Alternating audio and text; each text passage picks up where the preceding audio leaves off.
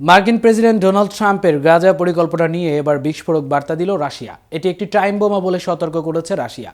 রুশ পররাষ্ট্রমন্ত্রী Sergei Lavrov বলেছেন, ট্রাম্প অবরুদ্ধ গাজা উপত্যকা দখল করার যে পরিকল্পনা ঘোষণা করেছেন তা দীর্ঘমেয়াদে ফিলিস্তিনি সংকট নিরসনে সাহায্য করবে না, বরং পশ্চিম এশিয়া অঞ্চলের জন্য একটি টাইম বোমা হিসেবে কাজ করবে। ট্রাম্পের গাজা পরিকল্পনা প্রসঙ্গে রাশিয়ার করা এই বিস্ফোরক মন্তব্য নিয়েই থাকছে আজকের প্রতিবেদন, এবং আপনাদের সঙ্গে আছি আমি মামুনুর রহমান।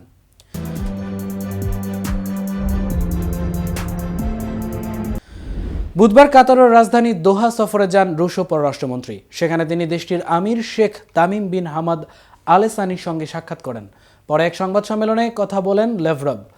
সেখানে বেশিরভাগ সময় তিনি ফিলিস্তিন সংকট নিয়ে কথা বলেন। ল্যাভরভ বলেন, একটি স্বাধীন ফিলিস্তিন রাষ্ট্র প্রতিষ্ঠা করার ব্যাপারে জাতিসংঘ নিরাপত্তা পরিষদের প্রস্তাব রয়েছে। সে প্রস্তাবকে উপেক্ষা করে যদি ফিলিস্তিনিদেরকে তাদের ভূখণ্ড থেকে বিতাড়িত করা হয়, তাহলে গোটা অঞ্চলের উপর তার মারাত্মক নেতিবাচক প্রভাব পড়বে। তিনি সতর্ক করে দিয়ে বলেন, এর ফলে একটি টাইম বোমাকে সক্রিয় করা হবে, যা যে কোনো মুহূর্তে বিস্ফোরিত হতে পারে। সংবাদ সম্মেলনে তিনি আরও বলেন, দুই রাষ্ট্রভিত্তিক সমাধানের দাবি প্রত্যাখ্যান করে বিগত কয়েক দশক ধরে বিকল্প যে পরিকল্পনাই হাতে নেওয়া হয়েছে তার প্রত্যেকটি ব্যর্থ হয়েছে। রুশ পররাষ্ট্রমন্ত্রী বলেন, পশ্চিম এশিয়া অঞ্চলে একটি শান্তি চুক্তির পথে ইসরায়েল যেসব প্রতিবন্ধকতা সৃষ্টি করেছে তাতে মস্কো উদ্বিগ্ন। গাজাকে যেভাবে ধ্বংস করা হয়েছে তা মানব ইতিহাসে কলঙ্কজনক। একই সঙ্গে মার্কিন প্রেসিডেন্ট গাজা দখল নেওয়ার যে পরিকল্পনা প্রকাশ করেছেন তা আরও ভয়ঙ্কর। ল্যাভরভ আরও জানান, ট্রাম্প সম্প্রতি গাজাবাসীকে প্রতিবেশী আরব দেশগুলোতে বিতাড়িত করার পরিকল্পনা উত্থাপন করেছেন।